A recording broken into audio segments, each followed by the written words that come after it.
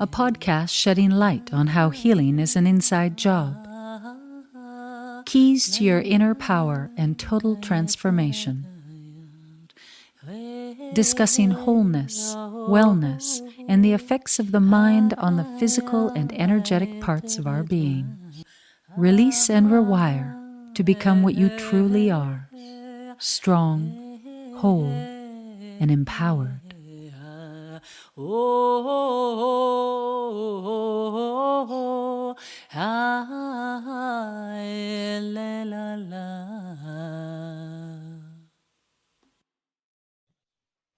Welcome to the Empowered Mind, Empowered Health podcast for the Conscious Game Changers with Dr. Jayne. Please like, share, and subscribe. Just be the wave. Today we have Dr. Margaret Dupee, an optimal performance consultant at Good to Great in Ottawa, Canada, specializing in the area of stress management and optimal performance. Marg is a certified biofeedback provider helping athletes and professionals reach optimal performance using biofeedback. Welcome, Marg. Thank you, Jayne. So good to have you here. This is true mind-body medicine, and I love the term optimal, that you're helping people be their optimal selves. Marg, when did you become so fascinated in this type of biofeedback or mind-body? I call it mind-body medicine. Give us your story. Well, I think I've always believed that the mind and the body were interconnected. And I don't remember a time that I didn't. But as I was growing up, I had some experiences where I knew for sure the connection was strong. And one of them was when I was a skater, a competitive figure skater. And when I was performing, I always found that, where my headspace was, what I was thinking, my thoughts were probably as or more important than the other aspects. And so I noticed when I was fearful, concerned that I might not do as well as I'd like to, that I underperformed. And when I was confident and I believed I could do it, some of my best performance came from that. So that I had always known, and I had examples over my life, but it wasn't until I had the opportunity at a conference to see the use of bioneurofeedback to help people understand their internal state. So seeing what's happening physically and mentally under stress, and that there is a connection to that, and that we have the capacity to optimally manage that. And we don't believe we do, but we certainly do. And that bioneurofeedback training was a tool that showed me that what's happening internally, we can project onto a computer screen and give numbers to, so we can give concrete numbers to what's happening on your internal state, both physiologically in your body and mentally in your brain waves, and what your thoughts are. And that by just letting people see that and see that they can actually affect that, they have an influence over that. And so since then, my job has been to basically help people understand that they have a lot more control over their physical and mental state than they thought they did. And just, I think, the basic is just to show them how great they really are. And you can do that with this tool, which I've just found to be a wonderful learning tool for people. And it's about, for me, it's about them learning to connect with their own greatness. Yeah. And then not only learning to connect with it, but then to learn to live from that state. And that is optimal performance for me.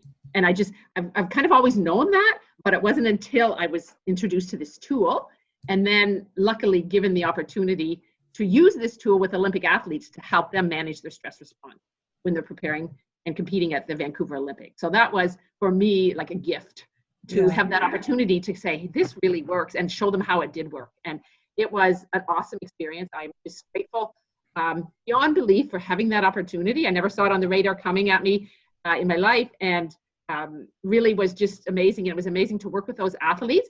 And of course, most of those athletes, if you're at the Olympic level, you connect with your own greatness. You've connected with your own greatness. You've won competitions, you've done other things, and you've been able to connect with that and know that you've got it in you, but it is something that you can't really sustain and you don't really know how. So we have to build those skills to sustain that ability to stay connected to what some people would call our true self or your best self.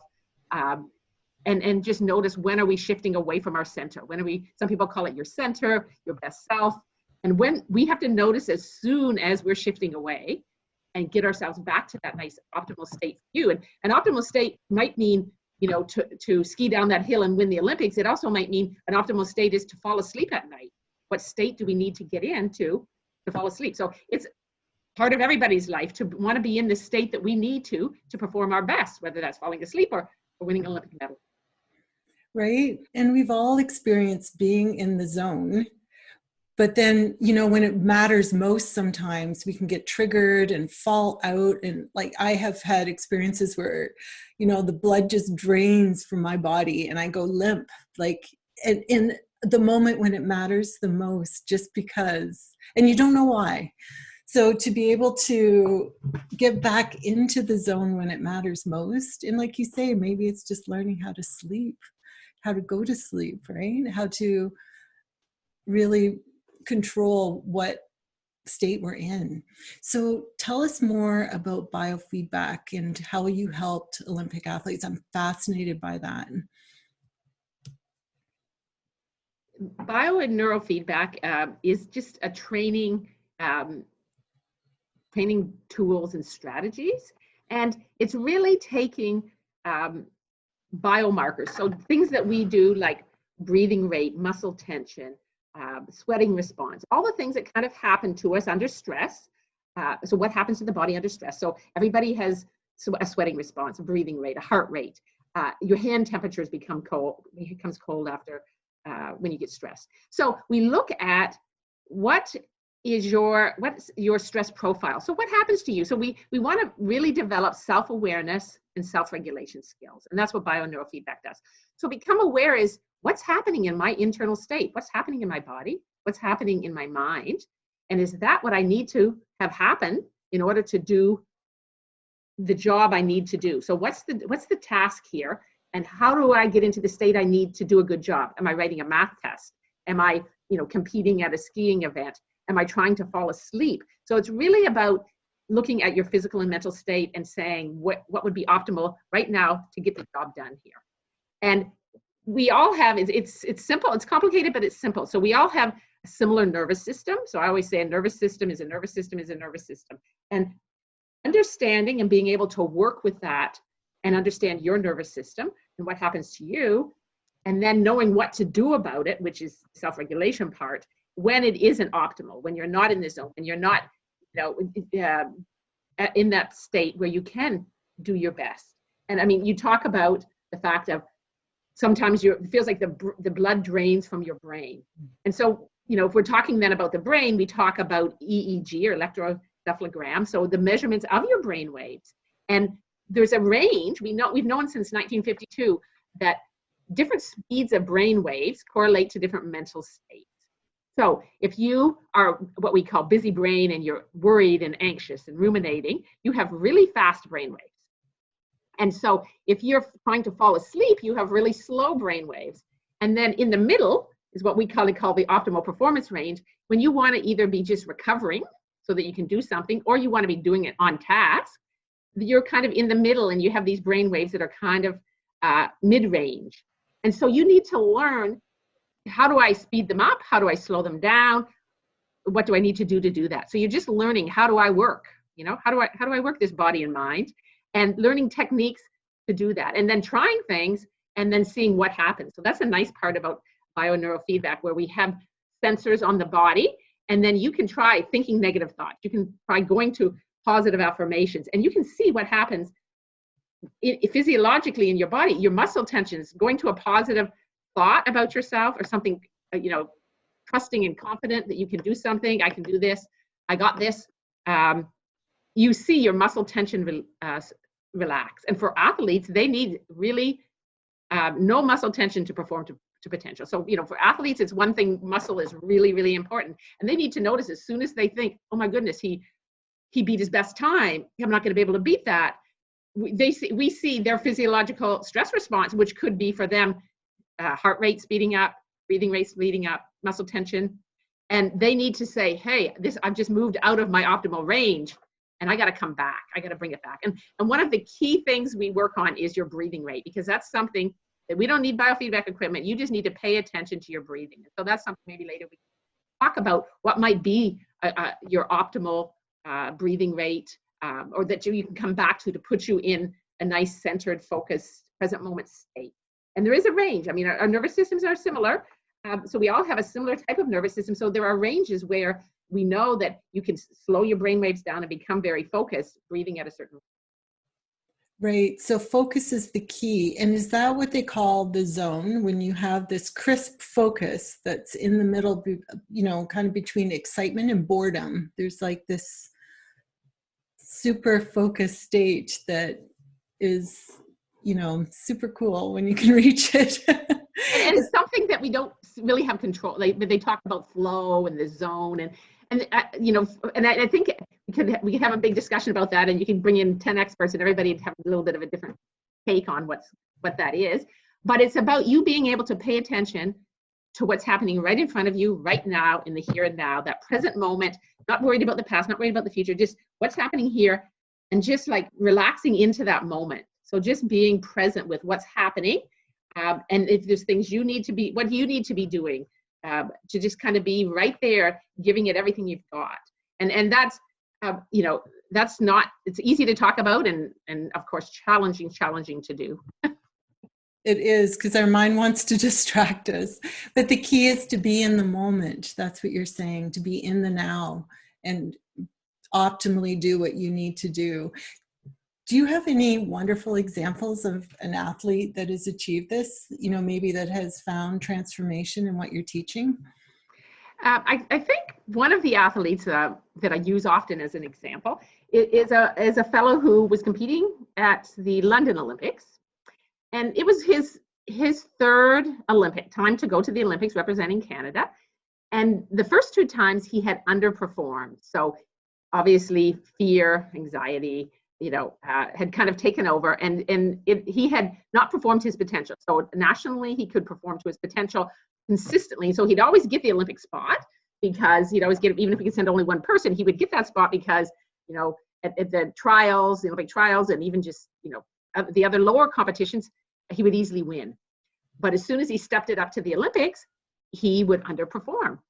And so, eventually the third time he got the spot for the Canadian spot for the Olympics, he decided that it was his mental, it was what's happening in his mind that was holding him back from not getting that medal. It wasn't his strength and conditioning training. It wasn't his technique. It wasn't all of these things. He had those things really under control. And it was still the mind. He knew from his previous experience that it was where his mind went when he was there that caused him to underperform. And so he enrolled in our program. And as I said, they Olympic athletes obviously have known that they can connect with their own greatness. And we're all great. My belief is we're all great. And my job just with bio-neurofeedback is to help them see how great they really are. Because we all have that potential within us. And there's no one that doesn't. And there's no one that I've trained that I haven't found, that we haven't seen that potential. Some less developed than others, but that's okay. Anyways, back to my story. I'm the Olympic athlete. So he came and did his training with us, and he worked on his ability to manage his stress response. So noticing as soon as he was moving away from that optimal zone. And you can notice that really quickly and really easily. When we have you hooked up, we can see which indicators actually are the first to move away from off your center, off your optimal zone. And for every person, it's a different combination. So we have 6 indicators. And so for me, my stress response would be my hands get cold. So I have a vascular stress response. Other people, their breathing speeds up. Other people, their heart rate speeds up. Other people, their muscles get tight. Lots of times athletes' muscles get tight. First thing to do. So you need to notice what is your optimal range. What is a relaxed muscle? And then as soon as there's tension, and it's kind of like when you're driving down the road you got to stay in the middle of the road.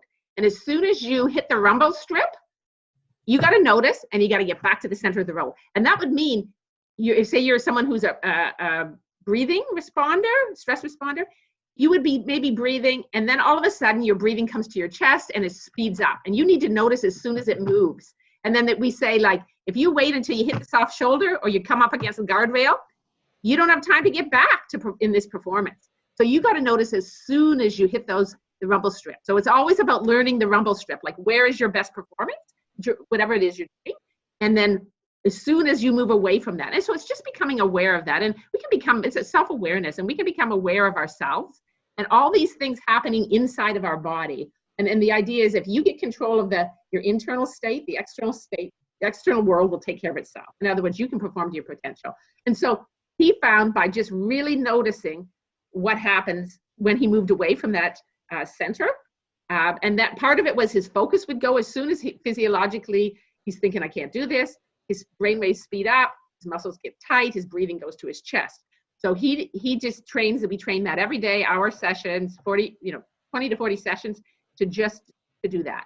And he just became like laser focused. So he had his physiology under control. As soon as something moved off the center line, as soon as his breathing, his heart rate, anything, he knew it moved and he brought it back. He knew how to bring it back. And that's the thing, if you do neurofeedback training, you can see on the screen as soon as it moves. And inside it moves, but lots of times it moves, but we kind of pretend it doesn't. Nobody else outside of us know it moves, but on the screen you know it, and then they have to bring it back. Maybe a bell will go off, or it's like, hey, something's happening here. But it just makes you quicker and sooner paying attention to what's happening inside of you, and you bringing it back to that. And so for him, it was his ability. It was a 4-minute race, and so 4 minutes to be on task, and he had to not lose focus, because he had 7 other people could easily beat him on any given day. And so he needed to be able to, like, as soon as he noticed his mind not paying attention to, his stroke or what he wanted to pay attention to be his best,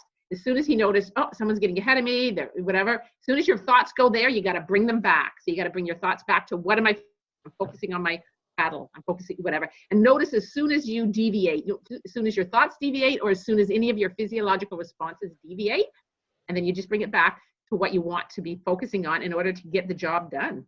And of course, obviously, I'm telling this story because it was successful. So in his third Olympics, he won a medal. He was a third generation Olympian from a family where 3 different generations in his family actually went to the Olympics. No one won a medal. So he's the first one to. And he said he's the first one to do mental training. He's the first one that really took seriously that our mind affects our body. And to perform optimally, we have to have both of them in good shape. Yeah, so amazing. And you're making me realize I need to do deep breathing right now. Well, actually, let's talk about that for a second. So it's what we call, so one of the indicators we look at is people's breathing rate. And so on average, somebody, Canadians, I think Americans breathe faster than this. I found that this out at another conference. So we're a little less stressed. I don't know about that, but anyways, it seems like it. So between 12 to 15 breaths a minute is what we would breathe on average. And if you're really stressed, you breathe up around 20, 22 breaths a minute. So it's high in the chest and it's short and quick, right? And if you are in a relaxed state, when you say going to sleep, your breathing is down in your abdomen and your belly, and your belly's rising and falling, which is what we want to kind of like quiet down your stress response and bring you back to what they call like your stress response is your sympathetic activation, and your parasympathetic is calming yourself down. And so we want to be, our nervous system is set up to go up very quickly and come down very slowly. So we don't have to spend too much time taking it up. What we need to focus on is bringing it down. And so bringing your awareness to your breathing and being, kind of lower in your belly, you breathe full breath and then out again. It doesn't have to be deep. It's just slow. You want a slow breath in, a slow breath out. And on average, just an adult nervous system, to bring your, to quiet your nervous system down and bring yourself back to paying attention to the present moment, you want to be breathing about 10 seconds, a breath for 10 seconds. So you could be either 5 seconds in and 5 seconds out, or a more optimal way is 4 seconds in and 6 seconds out. And the reason you want to be doing that, so you can, if you had a clock, or you can even count 1, 1,000, 2, 1,000, or if you watch your watch or your timer, 4 seconds in, 6 seconds out, and that turns off your stress response, and it turns on your relaxation and recovery response. And so we can do that in any moment. We don't need equipment. We don't need biofeedback equipment. We just need to be here. You need to be able to count from 1 to 4, and then from 5 to 10. We can do that. And just try that. And the longer exhale is because when we inhale, we activate our sympathetic, and when we exhale, we activate the parasympathetic, and our parasympathetic takes us down and relaxes us. So we want a longer exhale than inhale, because we want to calm our nervous system down. If you wanted to activate your nervous system, say you wanted to compete, but you were kind of tired, you do a longer inhale and a shorter exhale. So, just you can play with your breathing, and your breathing has an incredible effect on your nervous system, your body, and your mind. So learning to do that nice breathing at approximately 4 seconds in, 6 seconds out, which we call resonant frequency. And this can be different for different people, but it really would only, it would only be slightly different. Only 80 or 90% of the people are exactly that, 4 seconds in and 6 seconds out. For some people, it might be 3 seconds in and 5 seconds out, or it could be, and you can be tested, and I can test you, and we can see what is your exact resonant frequency, but it is within that range. And when you're out doing your work and doing your life, nobody's paying attention whether, it's 3 seconds or 4 seconds, right? Just get it roughly around that, which ends up being about 6 breaths a minute. So if you think about it, 10 seconds, 10 seconds, 10 seconds, 30 seconds, 60 seconds, 6 of them. So I always watch the clock. That's my first one. That you decide one that has had a second hand, and you just breathe in, breathe out, breathe in, breathe out. And so for a minute, and then that's breathing 6 breaths a minute, calms your nervous system down and brings you back to the present moment. So that's probably the key tip I would have for anybody, because that's where we start the athletes as well. You can use your breathing at any time, quiet down your nervous system, and to bring your brain, quiet down your nervous system, so calm your body and bring your brain to the present moment, because paying attention to your breath, that's in the present moment. So that's a good start. And then maybe, and that's what the athletes would do, if they noticed they were spinning out saying, this guy's going to beat me, he's ahead of me, he's ahead of me, and then they would just bring they just bring it back to breathing, and then go back to often they could go back to their breathing and then back to their task. Okay, I need to pay attention to my paddle, or whatever your cue is. But it's really the easiest way to get back to the present moment is to go to your breathing. And that's why that is a key skill, that you want to be able to go back to your breathing and go back to that place where it calms your nervous system down and calms your thinking down. And that's part of that, Jayne, where you mentioned about our brain, our blood drains from our brain. Yes, when we start to breathe quicker and we start to have really fast thoughts, the blood does drain from the front part of the brain, your prefrontal cortex, which is your thinking part of your brain. And when we're scared and we're fearful, the blood goes to the side, which is your stress response. And we can't think because we have no blood there. But easy solution. Let's go to our breathing. Let's breathe in for 4 and out for 6, and do it for a minute or 2 minutes or 5 minutes. And the blood will return to the prefrontal cortex, because it's the parasympathetic nervous system that acts that deactivation, that calming you down. When we get scared, I call it the basketball games going on. Always a basketball game, because as soon as you get scared, the prefrontal cortex is one of your basketball players, and he goes to the bench. So he's sitting over on the bench. Your prefrontal cortex, or your parasympathetic nervous system, is sitting on the bench. So the part of you that can calm you down isn't even in the basketball game anymore. He's over sitting on the bench. So you got to say, hey, parasympathetic nervous system, come back in the game. And you get him back in the game by breathing at 6 breaths a minute, or 4 seconds in, 6 seconds out. So as soon as you breathe at that rate, your parasympathetic nervous system, which shut off as soon as you got scared, comes back on. So that's one way that we can drag our parasympathetic back into the game. We can calm ourselves down. We can get back to that blood going to the prefrontal cortex, and we can be thinking.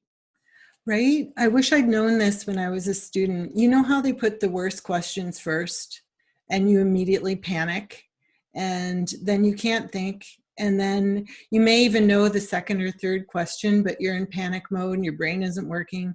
If we'd just known how to calm down and access and feed the brain again with blood. But I think there's a connection to the unconscious mind when we go into this fear like when we're relaxed, we can access all information, and when we're in fear, we have access to none. So I've tried to explain exactly what you're saying it brilliantly, better than I could have, to, you know, young people that are having trouble studying. And right. And I think another term that we use sometimes is our brain gets hijacked. So as soon as we become fearful, as soon as we think, oh, maybe I don't have what it takes, as soon as negativity creeps in, our brain gets hijacked, and that's what happens. It gets, the prefrontal cortex just gets taken out, and you know, our parasympathetic nervous system, which is the part that calms us down. So we have what we call a sympathetic parasympathetic balance, and we want to keep sympathetic activates and it kind of activates us and makes us pay more attention and heightens our attention, and then parasympathetic decreases that. And we are constantly wanting the sympathetic, parasympathetic up and down, like balance between the two. So we want one and then the other, a surge of each. And as soon as we become scared, the parasympathetic goes out, and we can't think, we can't access that. Our brain gets hijacked, basically. And it is really that we do have things by just going, so forget about the math test or whatever test you're doing, and just go and do some breathing. And then let's get our internal state back to an optimal place. And then the blood comes back to the front of our brain, and we're ready to go. And we can access all of that information that we have. We can access our knowledge. So it's almost like we're putting ourselves behind the 8 ball. We can't even be our best self because we can't access, all of our knowledge. And that's what so we really want to learn, to recognize when we are in that state, and we don't continue to do the task because we're just going to fail, or we're just going to, underperform. We just have to like stop and get our internal state in the optimal place, both our thoughts and our physiology, our body. And then, so we want to take a second and kind of what I call return to your center, get back to ground zero. And then let's go back out and that might mean of a 3-hour exam or something, you might take 5 or 6 minutes and actually just do that breathing, right? And make yourself count your breaths, like just make yourself zone in and bring your internal state back to what would be, your optimal place on that day. And so really we need a lot more work on managing our internal state. We've got to stop. Here I'm lecturing now, lecture to the students. We have to stop trying to change that external environment. We got to get in and change that internal environment. And so if we go at anything, any task with an optimal internal environment, we're going to be able to be the best we can be on that day. And so it's more, instead of that, and we have such an external focus that the coach said something wrong and we've got to do this, or somebody else did something wrong, whatever. It's like, no, if you're coming from your best place, it isn't going to matter what's happening out there. It shouldn't matter what's happening out there. And that's really where the emphasis, and I think as a society, we're moving towards that. We're moving towards the fact that consciousness matters. Your mental state, what you think, those things, they all matter, and they have an input into what happens to you. And one other body of literature, which is what you were talking about, that I really love is Barbara Fredrickson at Chapel Hill I think it's North Carolina. She does work on positive emotions and what's the role or what's the benefit of positive emotions, and noticing, and we have all this research on negative emotions, fear and anxiety, and I mean, we know everything. We know a lot about that. We know very little about positive. And she's, over the last few years, has really developed a nice body of research noticing I'm negative and being able to shift back to the positive, let it go, forgive the person, whatever has to happen, let that happen, go back to being positive. And positive emotions actually broaden and build our skills. And negative emotions narrow our focus and weaken us, and positive emotions broaden and build us. And so we develop strategies. That's how it builds us. But we're able to see way more answers to the problem and broadens our perspective. And so that research, I think, is just key, that we have to integrate in. And I mean, teach people from kindergarten on or before that's the way we need to be going in order to be our best self. Yeah, like my trick, I didn't even realize it till I got to university and then studying to be a naturopath. I would go find the question that I knew well, and then I would breathe, And I would answer that well. And like you're saying, it would bring back the positive emotion and the belief in myself. And then all the other answers would come. So it's incredibly powerful. Another, I just wanted to quickly share, when I was dancing, a negative emotion, like I would immediately go into weakness if I thought I was being judged, and my knees would go weak. So I could barely walk. And when I was able to laugh at it and realize that, oh, your fear is that someone's going to judge you. And of course they are when you're dancing or skating, right? And as soon as I could laugh at it, everything would get strong again. So my body would become strong and I would reconnect to my heart and the moment. So yeah, I totally get and resonate with what you're saying. But I didn't realize at the time really what I was doing. I had read Louise Hay and understood the power of the mind, but how it's all connected. The mind is incredibly powerful. And so just your thoughts are incredibly powerful. And so developing that, part of biofeedback is like a developing self-awareness. And so not only aware of what's my muscle tension like, or what's my breathing rate like, but what am I thinking right now? Where are my thoughts? Yeah. And that idea of how powerful when you would change. My favorite part is when the athletes, when they come in and they have to come up with something that's positive and something that's negative, and they see that going to the negative thought and the negative kind of thought pattern and what they would say to themselves when it's a negative thought pattern or self-talk that's negative. And they would then see, without any real conscious awareness of changing their internal state of the physiology, their body, that it changed. And so just saying those negative things to yourself, that negative self-talk, depletes your immune system because you have more muscle tension and it just is depleting the immune system. So negativity really weakens you.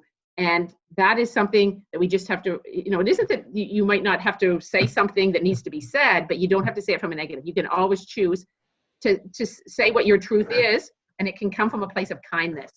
And it doesn't have to be from a place of negativity. And that's where I think we think that sometimes it has to be negative and there's no other way to do it. But I think that there is. And I think, the more people find a way to just say, I'm refusing to do that. I'm refusing to use negativity as a tool. I'm going to do it from a positive perspective. The stronger we will become. The stronger your mind is, the stronger your body will be. Yeah, exactly. Hey, I wanted to go back to insomnia. I woke up in the middle of the night, and as soon as you have a thought that's stressful, like you said, we go into the stress response very fast, and then it takes time to settle it down. So I did some meditation, deep breathing, and eventually went back to sleep. But what is the optimal breath to sleep? To fall asleep? Yeah. If somebody's having trouble sleeping, do you have a technique that would help them? There's many kind of techniques. The basic one is really just that I have breathing music. So if someone could contact me, I'd be happy to give them that so they could just put it on their phone or their MP3 or something. And then you would just breathe at that rate. But it would be just 4 seconds in, 6 seconds out. And so I just live and die by that. And I made the athletes, they had to do that every day, sometimes twice a day. And so I keep it really simple. So I'm sure there's lots of other techniques. And there's apps on your phone you can get to breathe and different other ones. And if you set the inhale for 4 seconds, set the exhale for 6 seconds. And it's just, and what I love to see is that as soon as we do within that range, sometimes it's, 3.5, whatever, but really 4 to 6, that's all you need to know. If you do that, it's close enough. Because normally if you're stressed, you're breathing at 15 or 20 breaths a minute. And if you bring it down to 6 breaths a minute, there's nothing that can happen, but you can calm down. So it's just like such a hit to the nervous system from that. What happens when people wake up and you can't get back to sleep in that, it is your thoughts, obviously, that are racing. And so your thoughts are what we call in high beta, which is really the fast brain waves where it's one thought after another, right? And so even if you have some things that you, some self-talk, things that you say to yourself.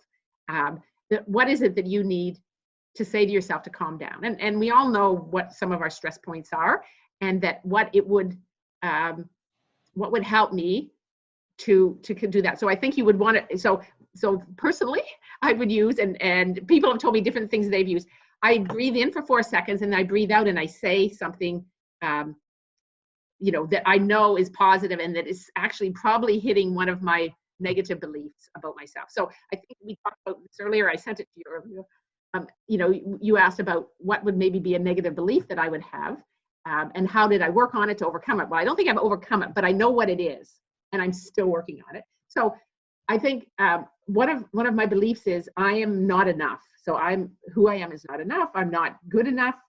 My best effort's not enough. I'm not worthy of love. So it's almost like you're like beating yourself up. It's like, it doesn't matter what you do, you're not enough, And so I work with, the affirmation. I breathe in for 4 seconds and then I breathe out and I say, I am worthy of love just the way I am. I am enough just as I am. So things like that. So everybody knows what are those things that are your belief, what's that belief about yourself? What is that negative belief that seems to just, keep you up at night or cause you to underperform or not being willing to step up and be your best self because there's that gnawing belief behind you. And I think we need to recognize what that is, and we need to have strategies and tools, whether it's breathing, whether it's things you say to yourself. Another thing is just relaxing your face. And this is the athletes love this. We put the muscle sensors on people's face. And if you just relax your face, relax your forehead, relax your jaw, relax the back of your tongue. So when you exhale, sometimes I just would relax the back of my tongue.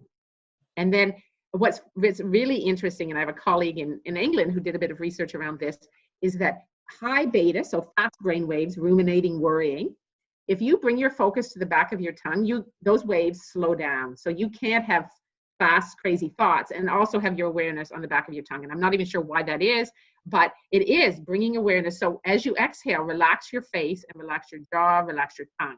And I sometimes just do that. As I exhale. So as I'm exhaling, which is that hit to that parasympathetic nervous system and calming me down, I'm also saying something, an affirmation, that a positive thought that I know I need work on. I need to be believing that more than I need to believing who I am is not enough.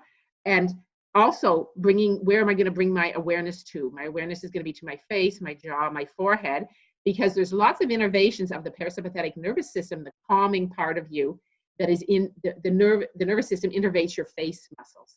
So those are some real key ones that the athletes have used, like bringing awareness to your face and relaxing your face and jaw, your forehead, saying the affirmation helps the brain wave. So you're trying to hit a few different ways to say, hey, we're safe, we're calm, let's go back to sleep. Yeah. Oh, that's brilliant. I didn't know about the back of the tongue. That is brilliant. And sometimes I'll say to myself, you know how you will go through a list in your head of things you have to suddenly do. I'll say to myself, it's okay. We're going to get those things done tomorrow, right? And just stop.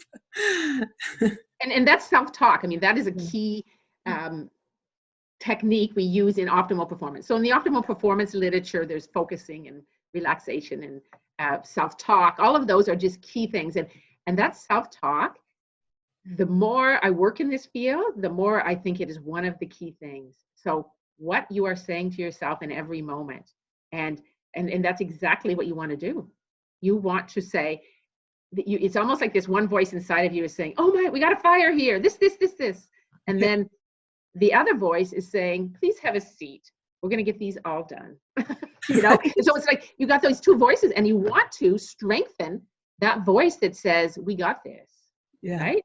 And that's the voice, that observer self, the self that says, we can do this. It might take us a few times, whatever, but do everything from a calm state, do everything from a place of peace, right? Because that is from that place that you can keep all the blood going to the front of the brain, and you can just use your whole, from that calmer state, from that peaceful state, you can access all the knowledge you have and kind of, you can access your greatness. So it's from a place of peace, from that place of confidence. In sports psychology, it's confidence.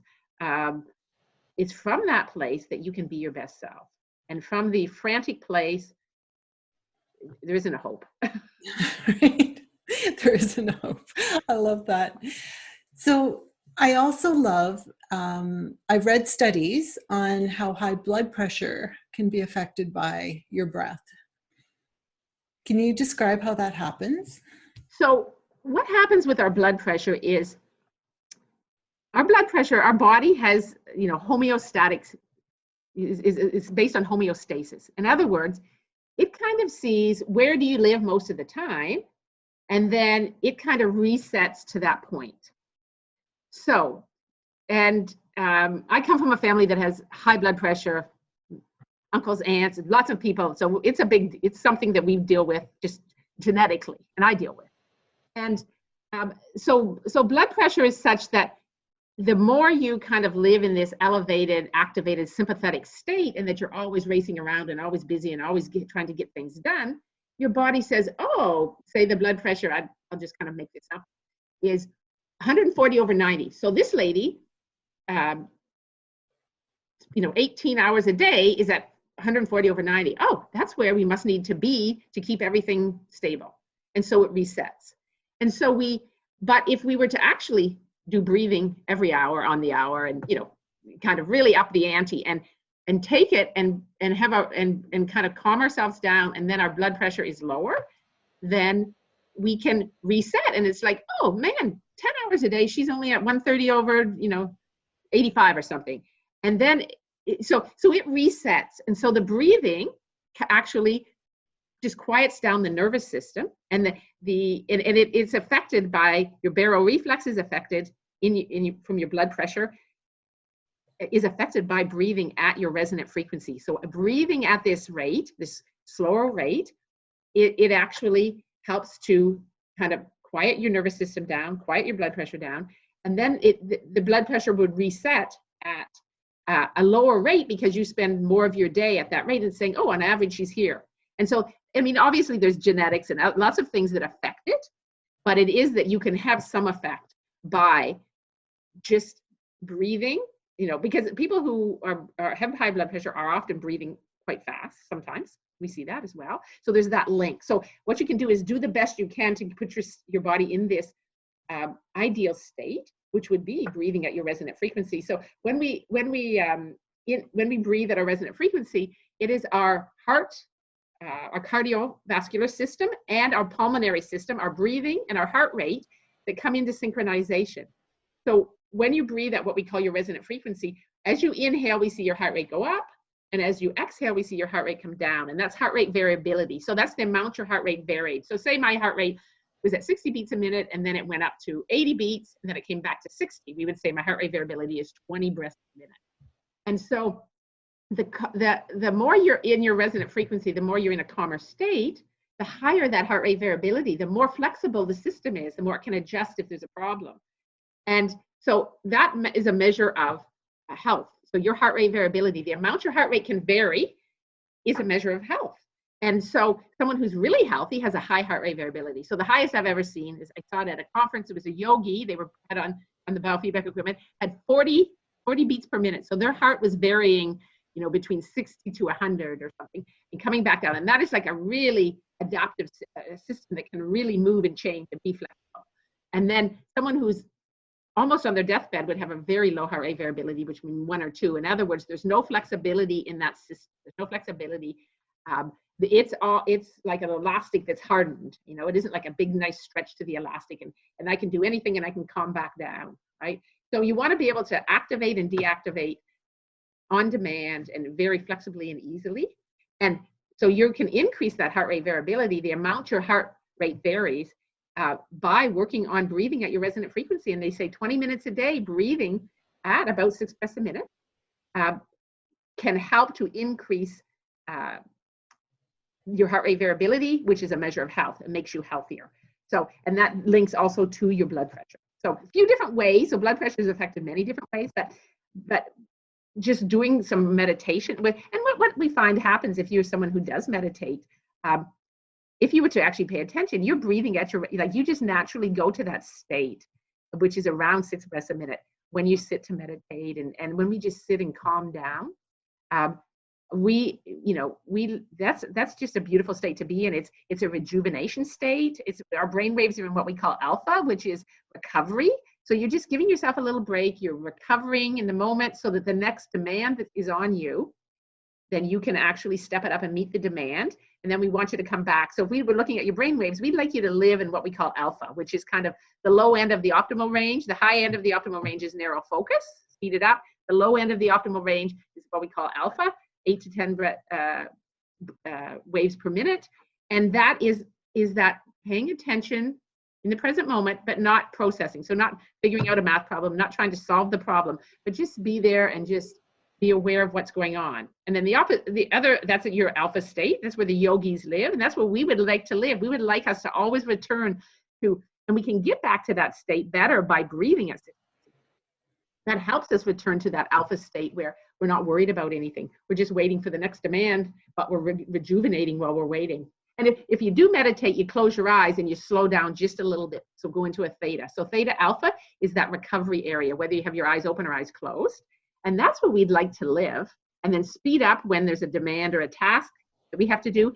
And then the key is, and that's some of my research around our ability to self-regulate, our ability to come back to that alpha theta state after the task is done. So that's, you want to speed it up. If whatever happens, you speed it up, you get the job done. And then immediately when that demand is off of you, your body naturally goes back to that state where you're going to recover and just be in the moment and be present. And little babies do that great. We see their nice belly breathing there, right? Something happens, they're afraid of the cat, and then it's all over, and they're back to doing, and they're laughing. And that's what we want to cultivate, that ability. We speed our brains up. We're all worried about everything that's happening, and we stay there, and we never get back to that state. So whether you're doing breathing or meditation or yoga or Tai Chi or walking in the park, that helps you come back to that nice, what we call, alpha state, the state where you're recovering. You're still paying attention, but you're recovering. And that's, everything's going to be okay. You're great. You got this. Yeah.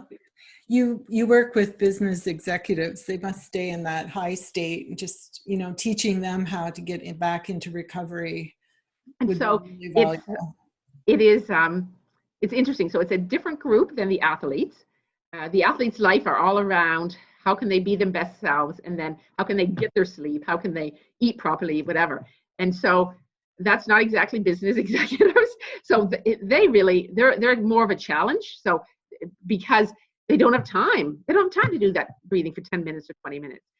Busy, can't get back to that state. I mean, it's almost like when you ask them, hook them up and they see the numbers and whatever, to bring them back to that state where you're just okay with who you are right here, right now, just in the present moment. Let's just see what happens.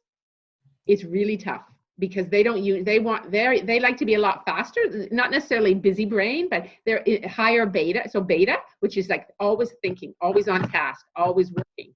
But we know that people who are always working, always on task, always thinking, they get burnt out, right? Because the immune system gets depleted. They've got to come back. I mean, it goes both ways. You want to speed. I mean, the person that doesn't ever do anything, that doesn't ever stress themselves, that's a problem too, because then they just get weaker and weaker and weaker. So we need to stress ourselves in order to build capacity and to stay strong. So I'm not saying we need to all stay in alpha state and whatever for our whole lives. I'm just saying let's do 50% there, because most of us are like 90% in thinking and everything, and only we might go to yoga class once a week or something, right? And really quiet those brain waves down.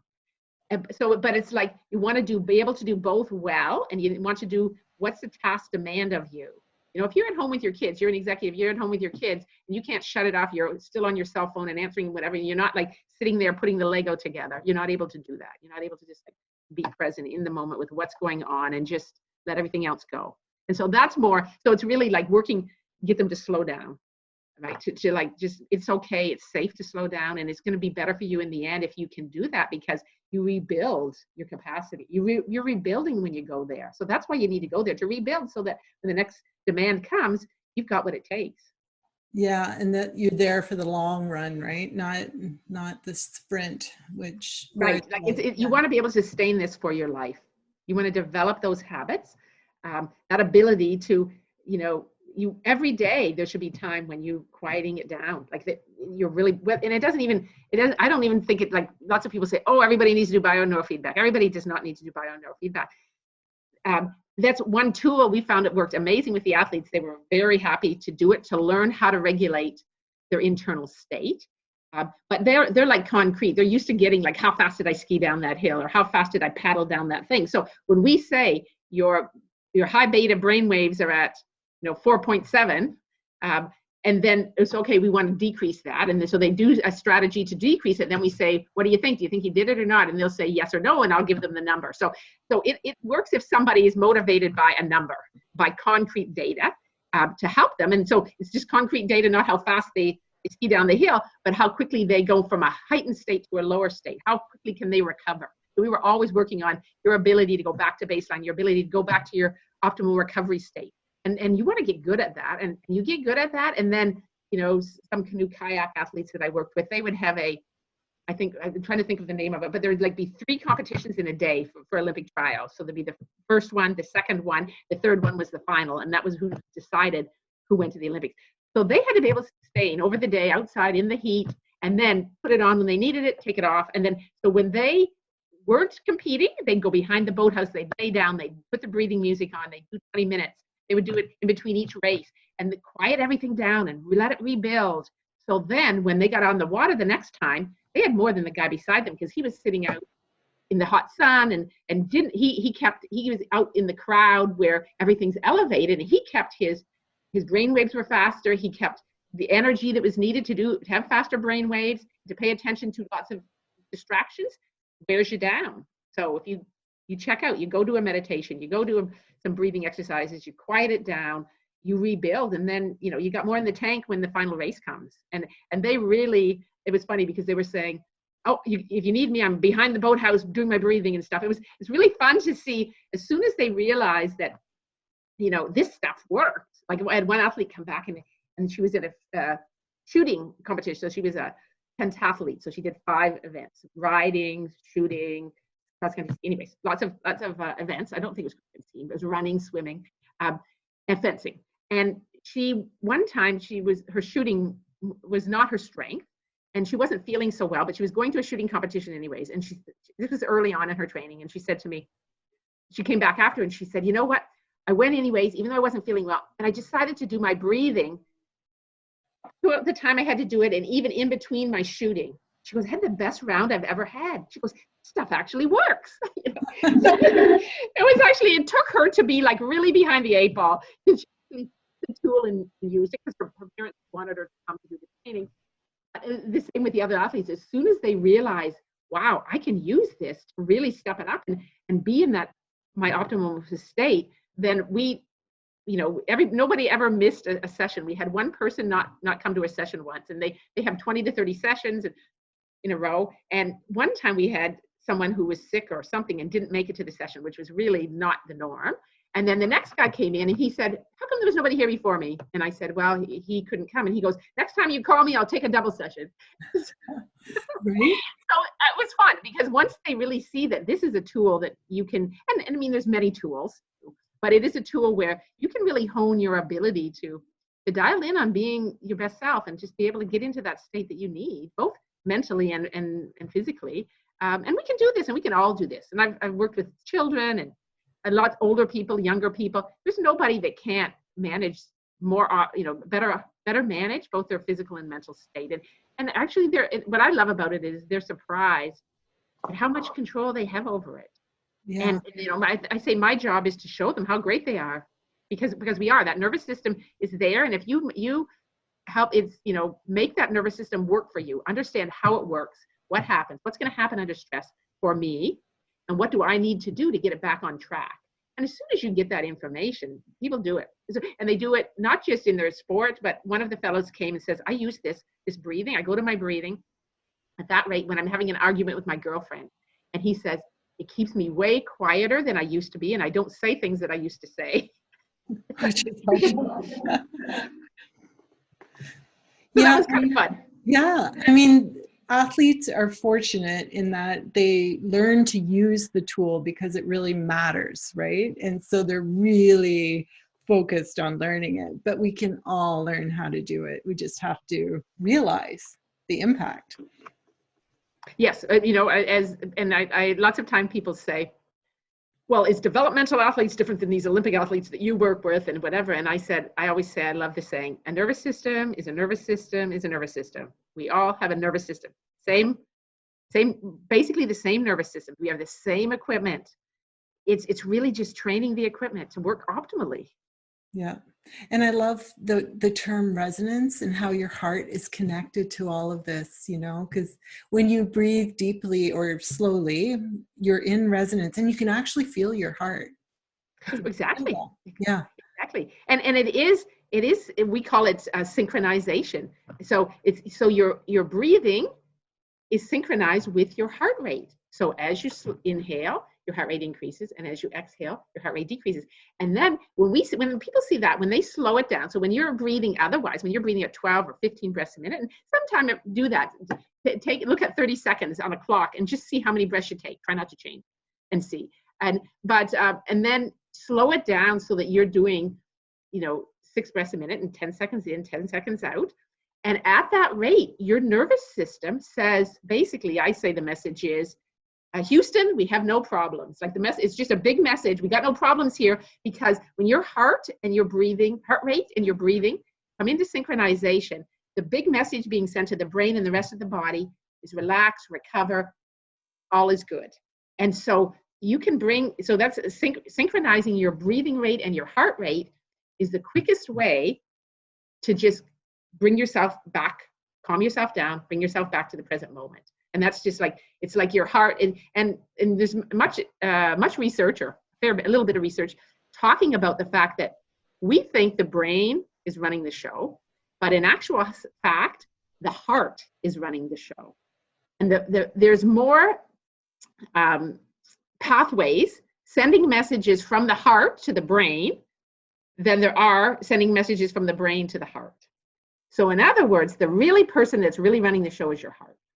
And so that's very interesting when you learn that, right? So what we want to do is, if we get our heart, heart-focused exercises, positivity, all of those things, that's where the power is. That's where your strength is. And we're still in the 21st, even the start of the 21st century, we still think the brain, the rational mind, is running the show. And yet when you do research, you see as soon as we become emotional, prefrontal cortex goes offline. So that the mind is not running the show when it doesn't have any blood, and it's not even, so the emotions have taken over. And then the heart you got to get the heart to bring these emotions back in line, right?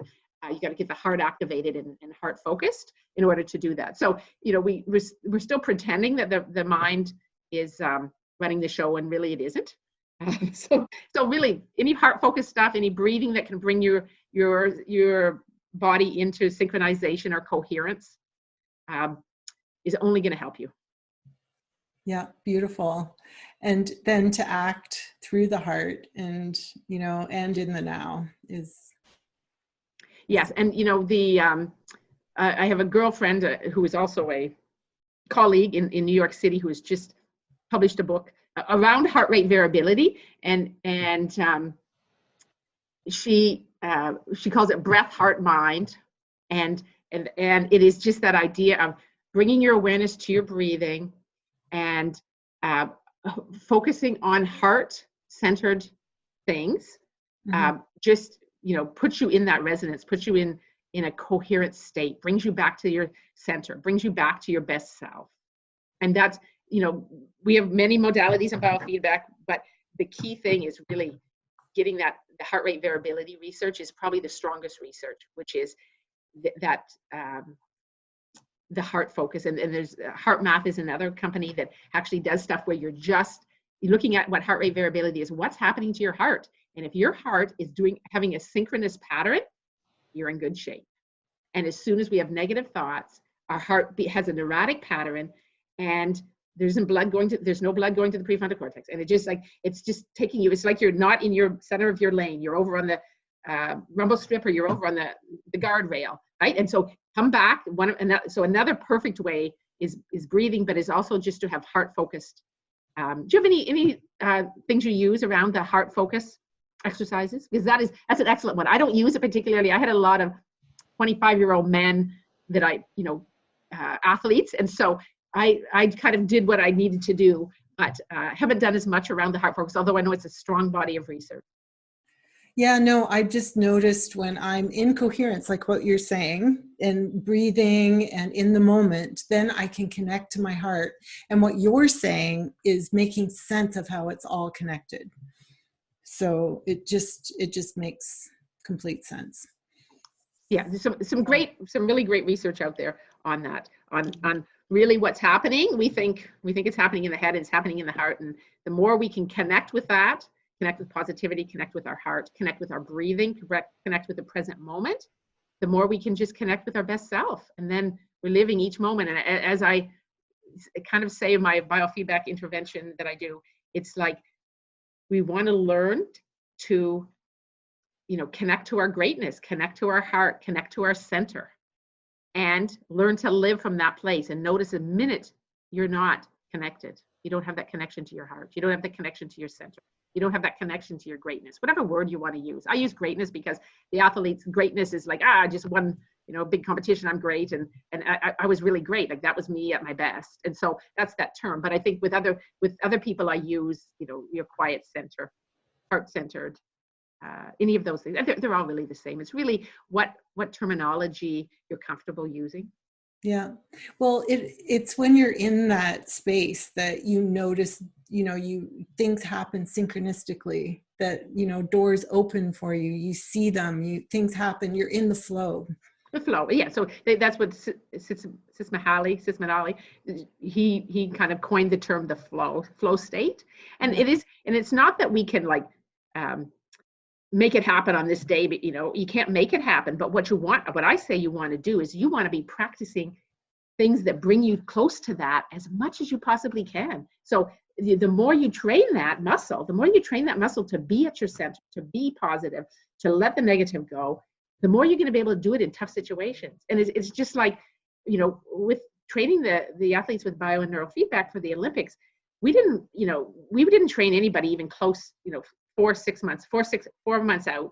They need to be trained a year ahead. These are skills that they need to be doing every day in training. They need to be doing it in their life and in their sport, so that under high pressure, you could do it. If you just learned it like yesterday, the chance that you're going to be able to do it under pressure is zero. Yeah. Right. And so the chance that you're going to be able to be in the flow for a big moment, if you're not doing it, practicing it, have a meditation practice or a breathing practice morning and night for 20 minutes or 40 minutes. Sometimes they say 40 is better for meditation, sometimes 20. 5 minutes is better than nothing. So I always start people on 5 minutes. If you can get up to 20, I just, really salute those athletes because they want to resist. But 5 minutes is better than nothing. 20 minutes is ideal. And 40 is you are amazing, kind of thing. It's whether that's meditation or breathing. And if you're not doing that every day, once or twice a day, the chances, that you're going to be able to do it in a big moment is pretty low.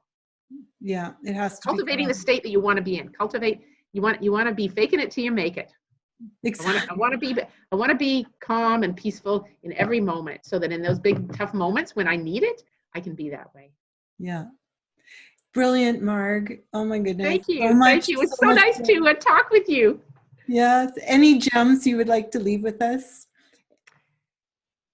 I think you just nailed it. You connected it all there. I think that the one message that I hope that everyone takes every time I speak is my message is that you have more control over your physical and mental state than you think you do. I think I have, and that I just need tools in order to do that. So that's really it's there. And if you develop the tools, everybody's great. Everyone can connect with their greatness. Everyone can be their best self. Truly empowering. Thank empowering. Thank you so much. And how would someone get hold of you if they wanted to learn more? Or probably best just to email me. And the email that I left with you is drmargaretdupee@gmail.com. Okay, yes. And I'll include that in the description. Perfect. Then I'm on LinkedIn, and you can also just Google my name, and there's some research papers that I've published around the Olympic athletes. They're easily available. If you're interested in bio and neurofeedback and and what Yeah. that's like. Things like that. It all comes up with your name. I Googled Yes. you. Oh, good. That's usually the easiest, but you can also send me an email, and I'm happy to help in any way I can. Okay. Thank you so much. And You're for very welcome. everyone out there, don't forget, don't give away your power to anyone else. Just go be you and be the wave.